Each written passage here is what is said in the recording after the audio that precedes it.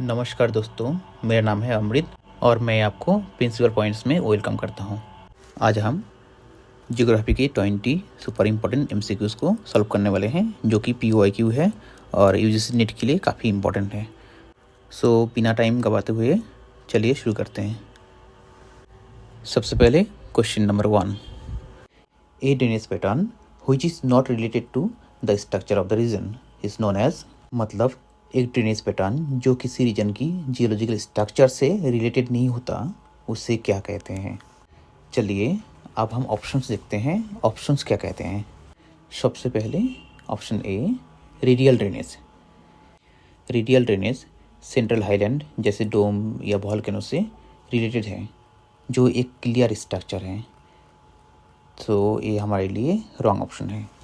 अब चलते हैं ऑप्शन बी की तरफ। B, trellis drainage. Trellis drainage alternating hard और सॉफ्ट रॉक्स और फोल्डेड स्ट्रक्चर पर डिपेंड करता है। सो ए भी स्ट्रक्चर डिपेंडेंट है और ए भी हमारे लिए रॉन्ग ऑप्शन है। अब चलते हैं ऑप्शन सी की ओर। Option C, dendritic drainage. Dendritic drainage uniform lithology में बनता है, जो स्ट्रक्चर से इनडायरेक्टली रिलेटेड होता है। तो ए भी रॉन्ग है, क्योंकि हमें पूछा गया है कौन सा स्ट्रक्चर इंडिपेंडेंट है। अब चलते हैं last option, option D, super impose drainage. ये सही है, क्योंकि सुपर इम्पोज ड्रेनेज में रिवर अपना पुराना कोर्स मेंटेन करती है, चाहे नीचे की रॉक स्ट्रक्चर बदल क्यों ना जाए। इसीलिए इसका डायरेक्ट रिलेशन प्रेजेंट स्ट्रक्चर से नहीं होता, ये स्ट्रक्चर इंडिपेंडेंट होते हैं। यही हमारा सही ऑप्शन है। सुपर इम्पोज ड्रेनेज के बारे में हमें और भी कुछ बातें जानना जरूरी है। जैसे सुपर इम्पोज ड्रेनेज को डिस्कॉर्डेंट ड्रेनेज भी कहा जाता है। इंडिया में चंबल, दामोदर, सुवर्णरेखा इसके क्लासिक एग्जांपल्स हैं। अब आगे चलते हैं क्वेश्चन नंबर 2 की तरफ। Question number 2, Crickmay while disagreeing with Davis supplemented peneplain with the terms, मतलब क्रिक में ने डेविस के पेनिप्लेन कॉन्सेप्ट से असहमत होते हुए कौन सा टर्म्स प्रपोज किया। अब बढ़ते हैं ऑप्शन की ओर। Option A, पेडिप्लेन। पेडिप्लेन का कॉन्सेप्ट एलसी किंग ने दिया था, क्रिक में ने नहीं। Option B, panplain. ये सही ऑप्शन है, क्योंकि क्रिक में ने डब्ल्यू.एम. डेविस के पेनिप्लेन कॉन्सेप्ट से असहमति जताते हुए पेनप्लेन टर्म्स प्रपोज किए। इस टर्म का यूज़ उन्होंने ऐसे लो रिलीफ लैंडस्केप को डिस्क्राइब करने के लिए किया, जो स्ट्रीम की लेटरल माइग्रेशन के दौरान फ्लड प्लेन्स को आपस में जोड़ जाने से बनती है। ये कॉन्सेप्ट डेविस के वर्टिकल डाउनवेस्टिंग की जगह लेटरल इरोजन पर ज़्यादा जोर देती है। चलिए आगे फिर भी हम ऑप्शन सी और ऑप्शन डी देख लेंगे, क्योंकि वहाँ से भी हमें कुछ सीखने को मिलेगा जो एग्जाम के लिए फ़ायदेमंद हो सकता है। Option C, etch plain. Etch plain एक लो रिलीफ हल्की से अनड्यूलेटिंग इरोजनल सरफेस होते हैं, जो आमतौर पर ट्रॉपिकल या सब ट्रॉपिकल रीजन में पाई जाती है। ये सरफेस पहले इंटेंस सब सरफेस केमिकल वेदरिंग, मतलब इचिंग से बनती है, और बाद में वेदर्ड मटेरियल, जिसके सेप्रोलाइट भी कहते हैं, उसको हट जाने से क्लियरली डेवलप होती है। Option D, structural plain. Structural plain rock structure के कंट्रोल में होता है, इरोजन का कॉन्सेप्ट नहीं। अभी याद रखने के बात ये है कि ईच प्लेन ह्यूमिड क्लाइमेट और केमिकल वेदरिंग से जुड़े हुए हैं, और पेडी प्लेन एरिड क्लाइमेट और साथ में लेटरल इरोजन का बात करता है। अब आगे बढ़ते हैं नेक्स्ट क्वेश्चन की ओर। Question number 3, which of the following is strongly presumptive of fault line scarp, मतलब फॉल्ट लाइन स्क्रैप का सबसे स्ट्रांग इंडिकेटर कौन सा है। ऑप्शंस है हमारे पास। Option A, super impose drainage. Super impose drainage erosion से रिलेटेड है, फॉल्टिंग का डायरेक्ट प्रूफ नहीं है। Option B, frequent severe earthquakes. Earthquakes fault zone से रिलेटेड हो सकता है, लेकिन ये इनडायरेक्ट एविडेंस है। अब ऑप्शन सी कहता है actual fault plane identified along the scarp. ये सबसे स्ट्रॉन्ग एविडेंस होता है। क्योंकि जब actual fault plane clearly visible हो तो फॉल्ट लाइन स्क्रैप का एग्जिस्टेंस कन्फर्म हो जाता है। फिर भी हम ऑप्शन डी लिख लेते हैं। ऑप्शन डी कहलाता है poor correlation between rock resistance and topographic form, मतलब rock relief mismatch. Rock relief mismatch तो इरोजन का कारण भी हो सकता है। So the right answer is option C. अब चलते हैं क्वेश्चन नंबर 4 की तरफ। क्वेश्चन नंबर 4 जो कि एक असर्शन रीजनिंग है। तो सबसे पहले असर्शन देख लेते हैं। असर्शन है deep chemical decay of rocks is one of the outstanding features of humid tropical regions. मतलब ह्यूमिड ट्रॉपिकल रीजन्स में रॉक्स का डीप केमिकल वेदरिंग एक मेन फीचर है, जो कि सही है मुझे लगता है। चलो आगे रीजन देख लेते हैं। रीजन कह रहे हैं intensity of chemical weathering depends to a large extent on abundance of water and higher air temperature. मतलब केमिकल वेदरिंग पानी की मात्रा और हाई टेम्परेचर पर डिपेंड करती है, जो कि सही है। तो यहाँ पर दोनों स्टेटमेंट सही है और रीजन असर्शन को परफेक्टली एक्सप्लेन करता है।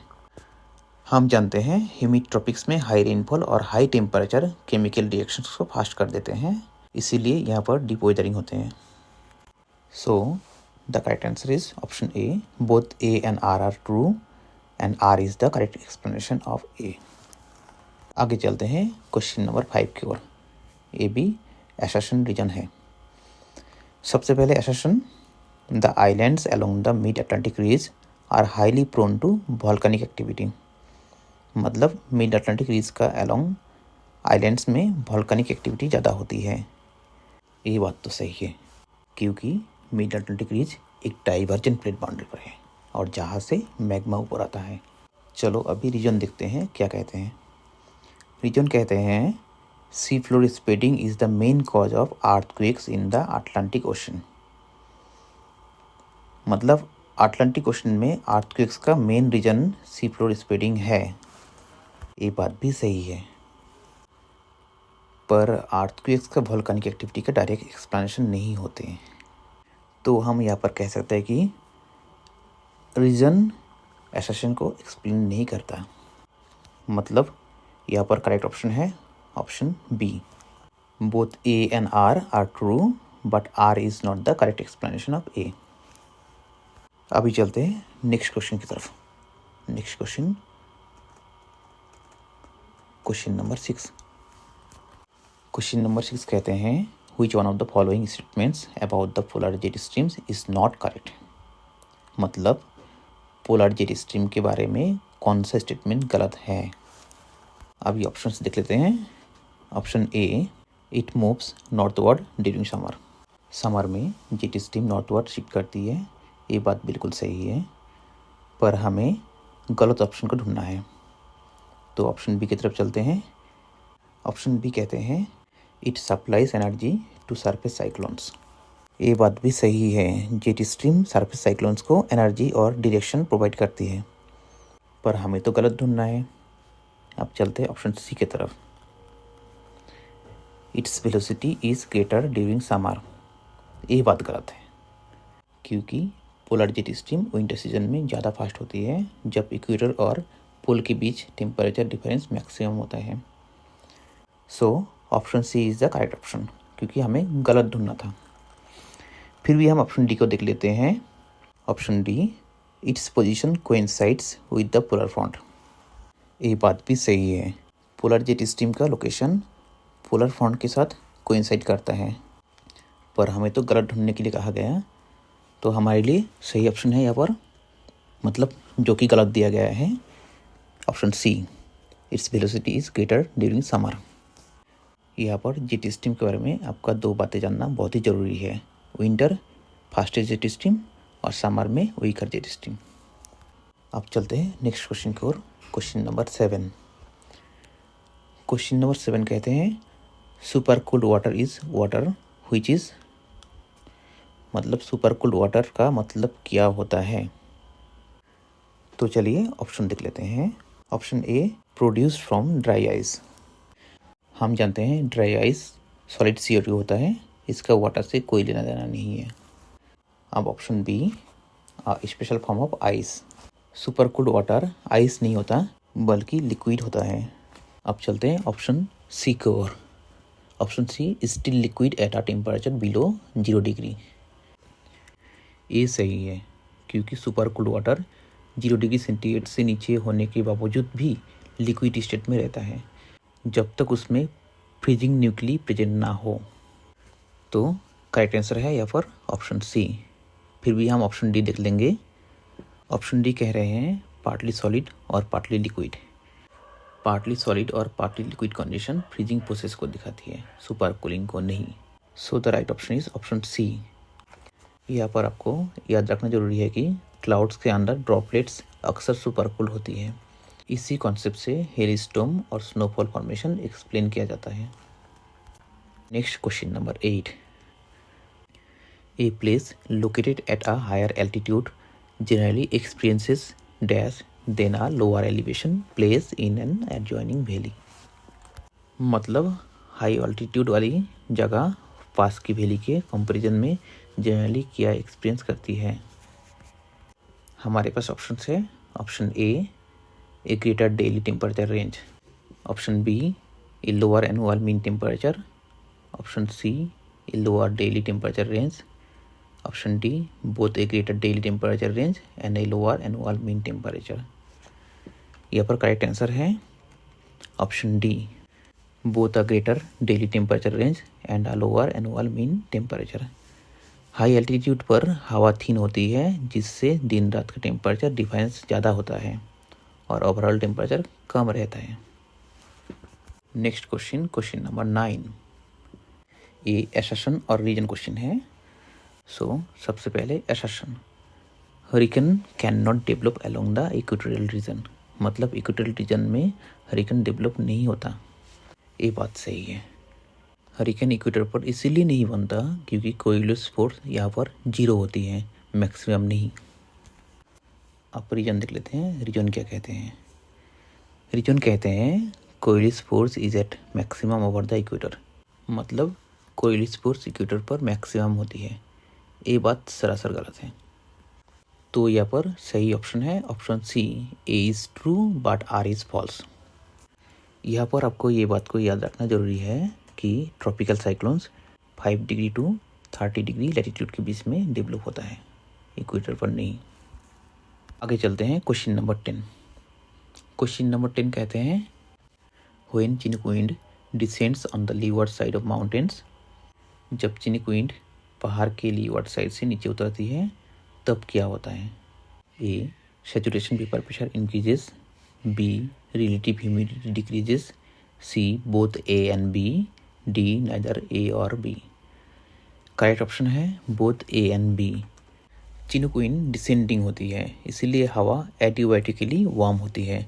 टेम्परेचर बढ़ने से सैचुरेशन वेपर प्रेशर इंक्रीज होता है और रिलेटिव ह्यूमिडिटी डिक्रीज होती है। यहाँ पर याद रखिए चिनूक को स्नो ईटर भी कहा जाता है। अब चलते हैं अगले क्वेश्चन, क्वेश्चन नंबर 11 की तरफ। क्वेश्चन नंबर 11 कह रहे हैं actual amount of water vapour present in the air is called. हवा में मौजूद पानी का वेपर की एक्चुअल मात्रा को क्या कहता है? ऑप्शंस है A relative humidity. B specific humidity. C absolute humidity. D vapour pressure. Correct option है यहाँ पर सी एब्सोल्यूट ह्यूमिडिटी, क्योंकि एब्सोल्यूट ह्यूमिडिटी हवा के एक यूनिट वॉल्यूम में प्रेजेंट वाटर वेपर की एक्चुअल क्वांटिटी को बताता है बिना किसी कंपैरिजन के। अब आगे चलते हैं क्वेश्चन नंबर 12। क्वेश्चन नंबर 12 कहता है which one of the following conditions would have the highest absolute humidity. मतलब कौन सी कंडीशन में हवा में एब्सोल्यूट ह्यूमिडिटी सबसे ज़्यादा होती है?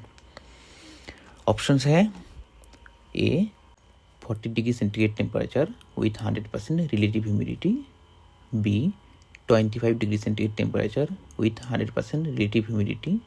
सी 0 degree centigrade temperature with 100% relative humidity. D 30 degree centigrade temperature with 50% relative humidity. यहाँ पर सही ऑप्शन है option A 40 degree centigrade temperature with 100% relative humidity. Temperature जितना ज़्यादा होता है हवा उतना ज़्यादा वाटर वेपर होल्ड कर सकती है। 100% रिलेटिव ह्यूमिडिटी का मतलब मैक्सिमम कैपेसिटी, इसीलिए 40 डिग्री सेंटीग्रेड टेम्परेचर और 100% रिलेटिव ह्यूमिडिटी में एब्सोल्यूट ह्यूमिडिटी सबसे ज़्यादा होती है। अभी चलते हैं क्वेश्चन नंबर 13 की ओर। क्वेश्चन नंबर 13 कहते हैं which one of the following statements about Chinook winds is correct. मतलब चिनूक विंड्स के बारे में कौन सा स्टेटमेंट सही है।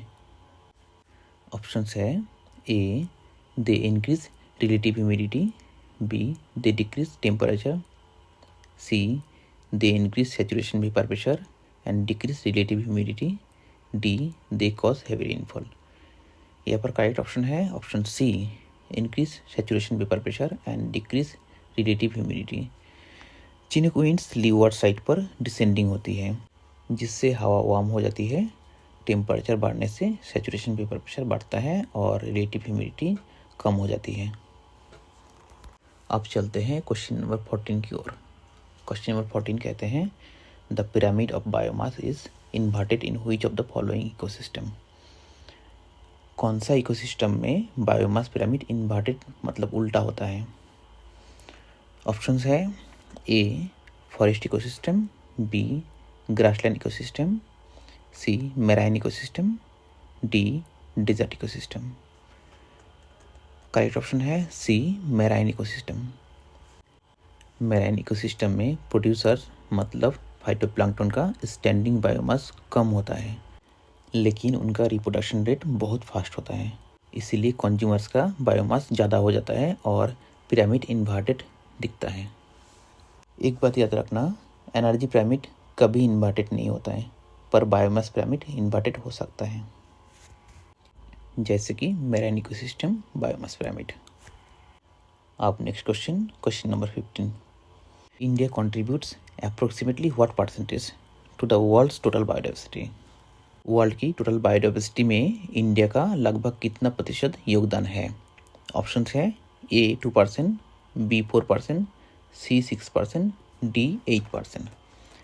यहाँ पर करेक्ट ऑप्शन है ऑप्शन डी 8%। इंडिया में डाइवर्स क्लाइमेट, रिलीफ और इकोसिस्टम होने की वजह से वर्ल्ड बायोडाइवर्सिटी का लगभग 8% यही मिलते हैं। अब next question number 16। Which temperature of sea water is most favorable for growth of coral reefs? Coral reefs के ग्रोथ के लिए समुद्री पानी के कौन सा टेम्परेचर सबसे ज़्यादा फेवरेट होता है। ऑप्शंस है at least 5 degree centigrade, B at least 10 degree centigrade, C at least 15 degree centigrade, D at least 20 degree centigrade. यहाँ पर करेक्ट ऑप्शन है option D at least 20 degree centigrade. क्योंकि कोरल्स वार्म वाटर ऑर्गेनिज्म होता है, उनका ऑप्टिमम ग्रोथ तब होता है जब सी वाटर का टेम्परेचर 20 डिग्री सेंटीग्रेड या उससे ज़्यादा हो। इसके कम टेम्परेचर पर कोरल ग्रोथ रुक जाता है। Next question number 17। Which country has the longest coast line in the world. दुनिया में सबसे लंबी कोस्ट लाइन किस देश की है। ऑप्शंस है A Australia, B Brazil, C Japan, D Canada. यहाँ पर करेक्ट ऑप्शन है डी कनाडा। क्योंकि कनाडा की कोस्ट लाइन बहुत ज़्यादा इंडेंटेड है। बेस, फियोर्ड्स और आइलैंड्स की वजह से टोटल कोस्ट लाइन लेंथ सबसे ज़्यादा हो जाती है। याद रखिए, अगर आपको पूछा जाए लॉन्गेस्ट कोस्ट लाइन तो आंसर हमेशा कनाडा होगा, और अगर पूछा जाए ट्रॉपिकल रीजन की लॉन्गेस्ट कोस्ट लाइन तो आंसर होगा इंडोनेशिया। आप चलते हैं क्वेश्चन नंबर 18 की ओर। क्वेश्चन नंबर 18 कहते हैं endemic species of India are mainly found in which of the following regions. India के एंडेमिक स्पीसीज जो सिर्फ इंडिया में मिलती है, ऐसी स्पीसीज किस रीजन में पाई जाती है। ऑप्शंस है A central India, B western India, C north east India, D northern plain. यहाँ पर करेक्ट ऑप्शन होगा option C north eastern India.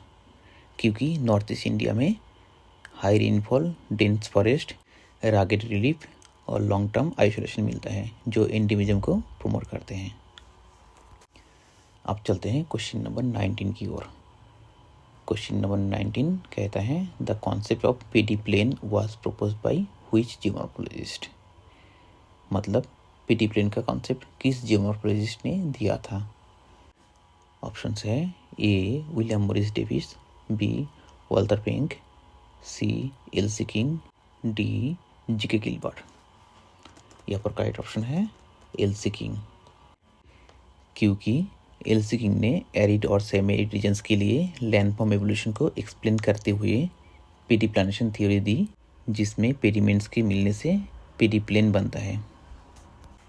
यहाँ पर याद रखिए पेडिप्लेन मतलब एरिड रीजन और एल्सी किंग, और पेनिप्लेन के साथ आप याद रखेंगे हेमिड रीजन और डब्ल्यू.एम. डेविस। अब क्वेश्चन नंबर 20। क्वेश्चन नंबर 20 कहते हैं which one of the following is the best indicator of past climate change. मतलब पास्ट क्लाइमेट चेंज का सबसे रिलायबल इंडिकेटर कौन सा माना जाता है। ऑप्शंस है A soil profile, B fossils, C pollen analysis, D drainage pattern. यहाँ पर करेक्ट ऑप्शन होगा ऑप्शन सी पोलन एनालिसिस, क्योंकि पोलन ग्रेन्स लॉन्ग टाइम तक प्रिजर्व होता है और उनकी स्पीसीज क्लाइमेट के साथ क्लोजली लिंक्ड होती है। इसलिए पास्ट वेजिटेशन और क्लाइमेट को रिकॉन्स्ट्रक्ट करने में पोलन सबसे एक्यूरेट इंडिकेटर है। तो ये था आज का 20 MCQs। ये वीडियो अगर आपका अच्छा लगा तो लाइक कीजिए, चैनल को सब्सक्राइब कीजिए और इस सीरीज़ को अपने दोस्तों के साथ मैक्सिमम शेयर कीजिए। मिलते हैं नेक्स्ट वीडियो में, तब तक पढ़ते रहिए, सीखते रहिए। Take care, bye.